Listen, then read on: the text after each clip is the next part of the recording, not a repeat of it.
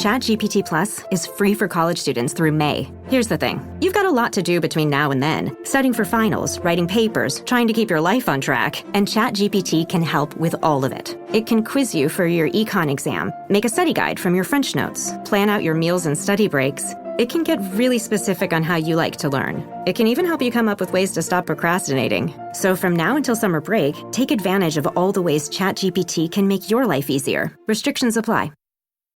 This is Let the Record Show, using common sense. Now, here are your hosts, Judge Richard Weinberg and Chairman Jesse Garcia. Welcome back to Let the Record Show with Chairman Jesse Garcia of the Republican Party, noted attorney, commentator, and essayist Eric Levine.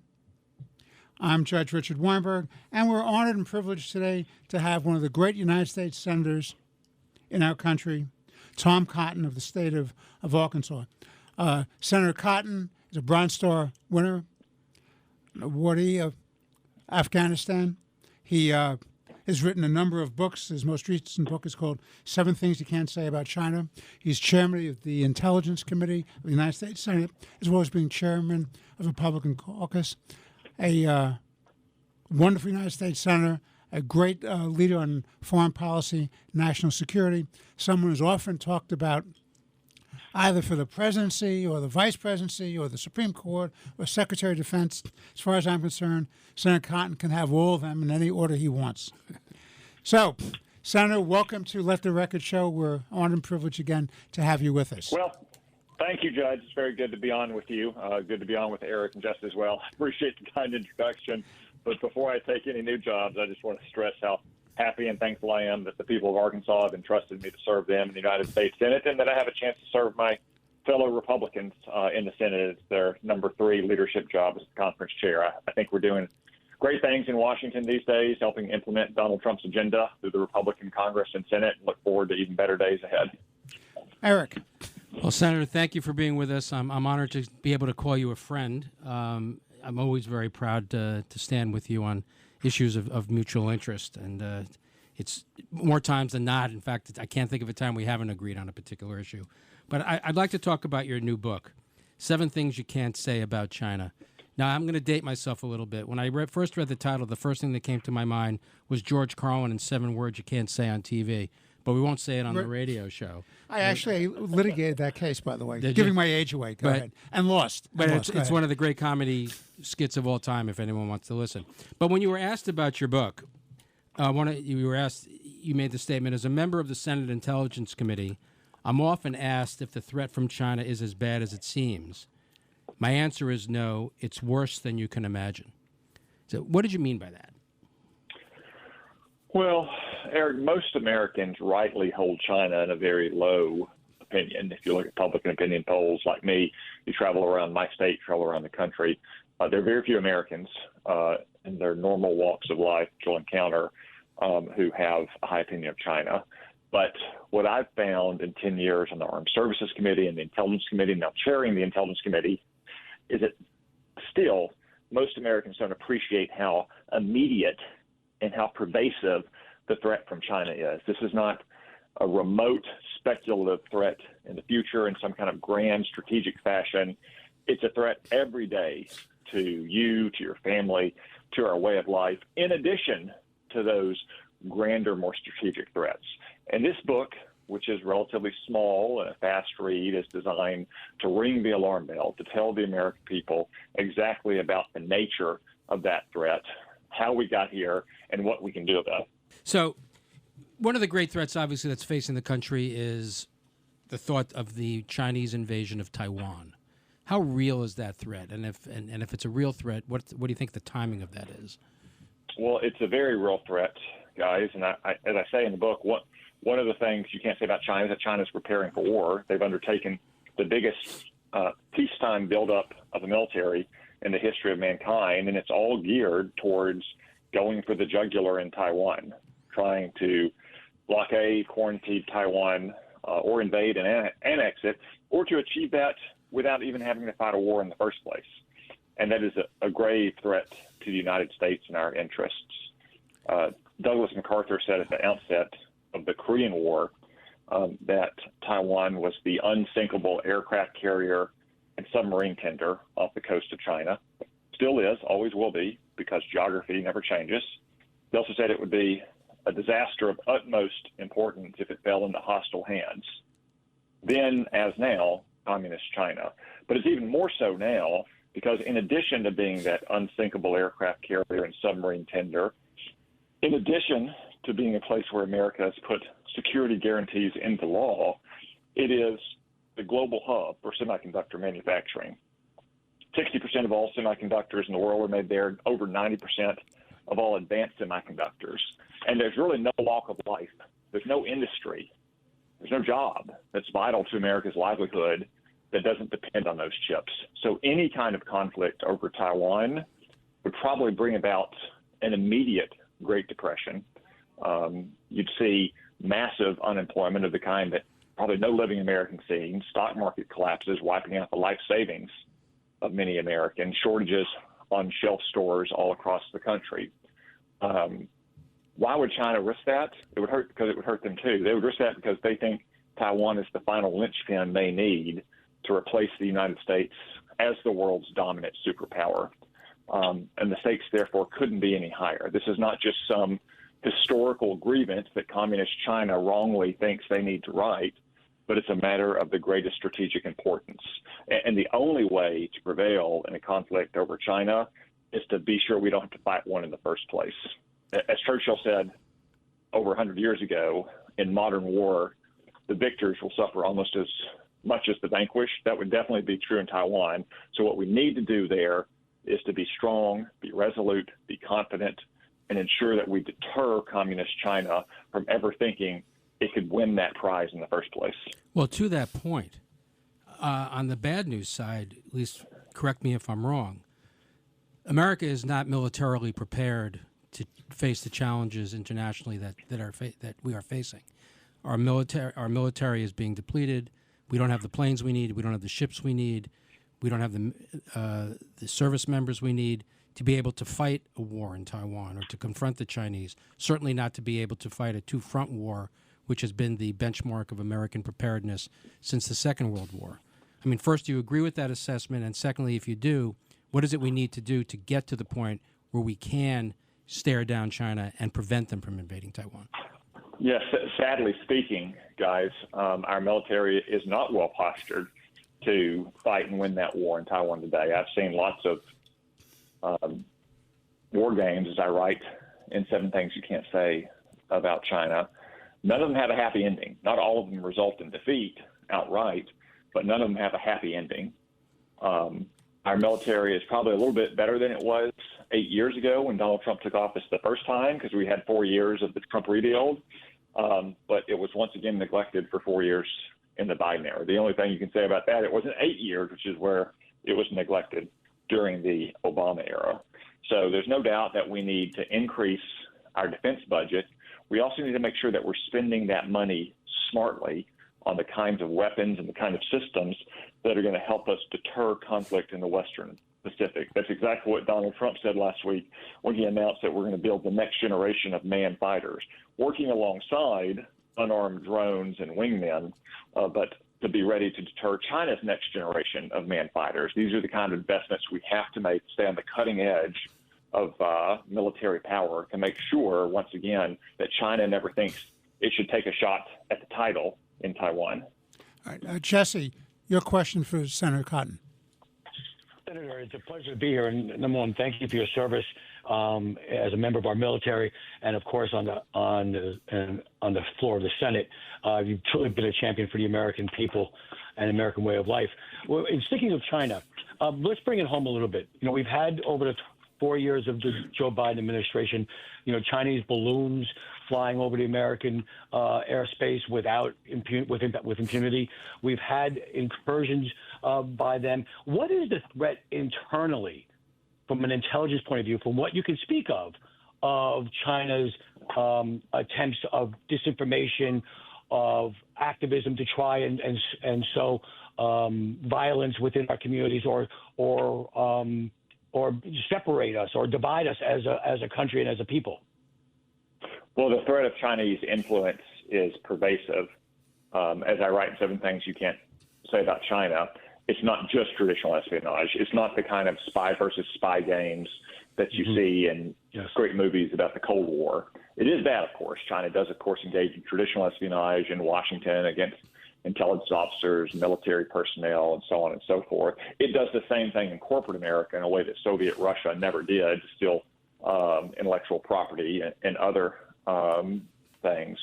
But also has vast hacking operations, for instance. It tries to hack into government computers in a traditional espionage fashion. It tries to hack into corporate computers to, once again, engage in corporate espionage. It uses hacking to emplace certain tools in critical infrastructure. Again, something that Soviet Russia didn't do, but also just has so much influence in American society. That is something that Russia did not have during the Cold War because we were largely separate economic spheres. Our economy is so entangled in the Chinese economy now, it allows China just pressure points every single day. If you remember, the general manager of the Houston Rockets tweeted out that we should stand with Hong Kong as they were fighting for their freedom, and China came down on them like a ton of bricks. But so did the NBA. Some of the owners, like the owner of the Brooklyn Nets, said that that this should not have happened. And then, surprisingly, his own CEO was out of a job a few months later. ESPN, which is owned by ABC, which is owned by Disney, which is deeply exposed to China because of its need to get into Chinese movie studios and its amusement parks in China, never reported on this controversy, certainly not in a way that would reflect poorly on China. It's just one example of the pressure points that Communist China has throughout our society. I could give you 100 more because the threat of Chinese influence operations against the United States in favor of China is pervasive. It's happening every single day. Senator, I want to switch How do we gears. stem that, if I may ask? I'm sorry, Your Honor. Go ahead, How do we Jesse. stem that? Well, one, you need to expose it. So many people, as I've been telling the book over the last couple months, had no idea that they had not watched a movie with a Chinese villain for at least 28 years, since 7 years in Tibet. As soon as I tell them that, though, it dawns on them, yeah, that's right. Even though we're engaged in this struggle against the communist power, despite the great Hollywood movies like Rocky IV or Red Dawn that the Cold War produced, there's never a movie with a Chinese villain or that even reflects poorly on the Chinese. And again, why is that? It's because Hollywood studios all have to have access to the lucrative Chinese movie market. And as I alluded to with ABC, so is the case with every major news network other than Fox. They're all owned by or affiliated with Chinese or Hollywood studios who are exposed to Chinese pressure because of access to the Chinese movie market. And again, I could give you example after example after example. One, it's important to point them out. Two, it's important that we undertake a smart and strategic decoupling of critical areas that China can no longer have leverage over us, so we can reduce some of these pressure points, like, for instance, basic pharmaceuticals or certain electronics and certain processed minerals that we need in any modern economy. That's what I call for in 7 Things You Can't Say About China. Senator, I want to switch gears. I want to talk to you about and get your thoughts on what I see to be, at this moment in time, the most immediate and direct threat, and that's Iran getting nuclear weaponry. How close are they to having it? What should the Trump administration be doing about that? Is it a problem that can be solved by the Trump administration? I believe that it's a problem that can be solved by Donald Trump, absolutely. And I believe it's coming to a head soon. President Trump has said so repeatedly in public. And I think that's because you have both a moment of unique peril, but also a moment of unique opportunity. The peril is that, according to the International Atomic Energy Agency, Iran could have enough uranium for at least a testable, if not a workable, nuclear device within no more than a matter of months, maybe a few weeks.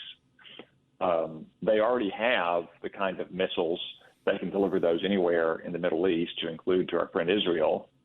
Maybe most ominously, and something that I think, again, that most Americans haven't been fully informed of, Iran has a space launch program, which is flimsy cover for an intercontinental missile program.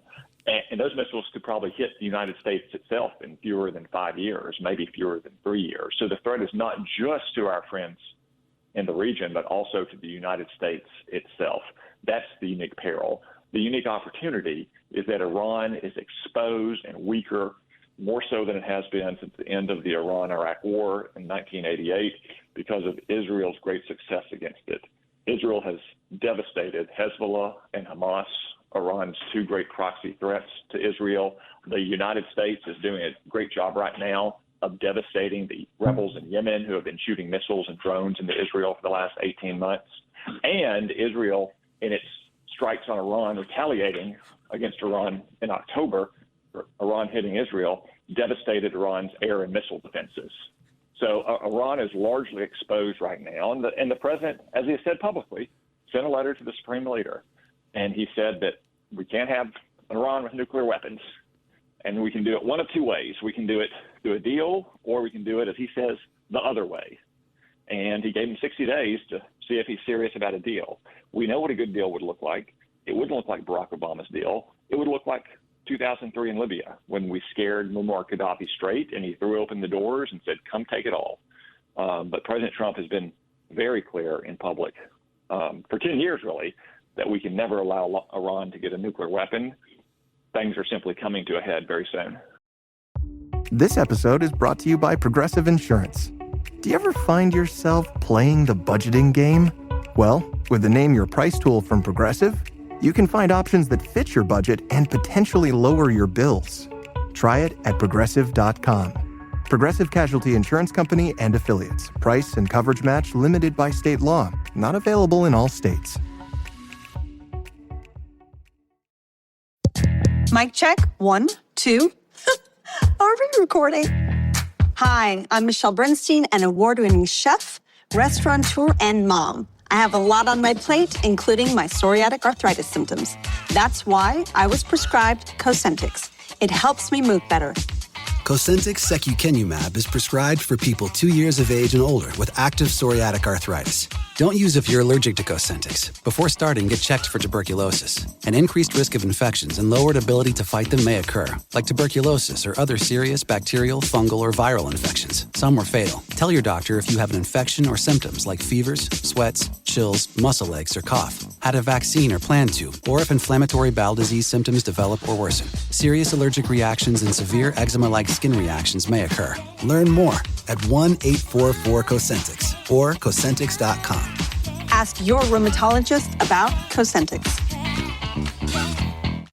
Yeah, I think the American people should understand, and correct me if I'm wrong, but that the JCPOA was a gift to Iran. It created a legal path to a nuclear weapon. It gave sanctions relief of over $100 billion to allow Iran to fund its terror proxies and to fund its hegemonic goals in the region. It gave Iran a free path to a ballistic missile system to deliver a ballistic missile that could land in the United States. So it is a direct threat to those of us here from New York to Los Angeles. But the question becomes, the other way, is whether or not that is just a unilateral Israeli attack with American diplomatic and military, providing military munitions and providing diplomatic cover, or is it a joint attack by the United States along with our Israeli allies? I happen to think the most effective is a joint attack because we have capabilities the Israelis simply don't have. And while the Israelis could push the Iranian nuclear program back years, only we can destroy it for all time. So would you support a joint American-Israeli attack on Iran's nuclear facilities? I've long said that if it's necessary to stop Iran from getting nuclear weapons, then the United States should take it upon itself to ensure that doesn't happen. As you say, Israel obviously is very powerful and has brought Iran to its knees over the last year. But the United States does have unique capabilities, as we've seen in the attacks on these Yemeni rebels from the Red Sea over the last 2 weeks. Notably, what Israel does not have that we have is one, refueling tankers that could support this kind of mission. They're going to get them soon. I've worked for years to try to accelerate the delivery of those K-46 tankers, to get Israeli pilots here in America now, to get them trained so their training matches the same timeline of the tanker delivery. but those are not going to be delivered in a relevant time horizon. That's probably something that's still a couple years away, not something that's going to be done in the next few weeks. Second, we have heavy bombers with the heaviest, most deeply penetrating kinds of bombs. So there's no question that while Israel has a formidable military that has inflicted severe damage on Iran over the last year, the United States could increase that significantly. Well, to your earlier point about that something's going to happen soon, the 60-day window, the Ayatollah himself has said he's not interested in talking to the United States, which I find is a relief because these talks always just seem to drag out. So I'm glad the Ayatollah said no. And I think our listeners should know there may be people as supportive of the American-Israeli relationship in Congress as Senator Cotton, but there's nobody who is more supportive of the American-Israeli relationship. And I would say that with pride that senators has been someone that I've supported for all these years, in part because of that. And the support for Israel is because, in large part, they share our values, and because Senator Cotton, correct me if I'm wrong, it's because a strong Israel represents a strong America. It enhances our national security. So support for the Jewish state isn't just a gift. It's something that's necessary to American national security. Senator, I just want to get you, we just have a few moments left. I just want to get your thoughts. When the Ayatollahs say, when that regime says, death to Israel, death to America, why don't we pay attention to that? When somebody tells you they want to kill you, why aren't we paying attention to that, Senator? That's a very good question. As I sometimes point out, they call Israel the little Satan because they call us the big Satan. And they see us both for what we are. We are the beacons in the world of free, self-government, democratic peoples who respect the rights of our individuals, which is antithetical to their radical Islamist worldview. And while Israel is closer and perhaps more of an immediate irritant, the ultimate great Satan in their worldview is the United States, and it has been since the moment they took power in 1979 and took our fellow Americans hostage for more than 400 days. Yeah, Americans should also remember that Iran is responsible for 1/3 of the dead, American dead and wounded in Iraq and Afghanistan, directly.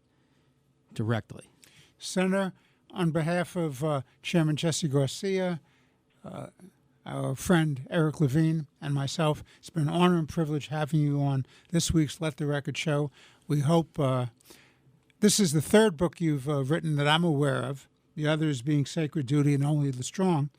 I'm running out to get the 7 things you can't say about China because I don't like sleeping, and this will keep me scared awake.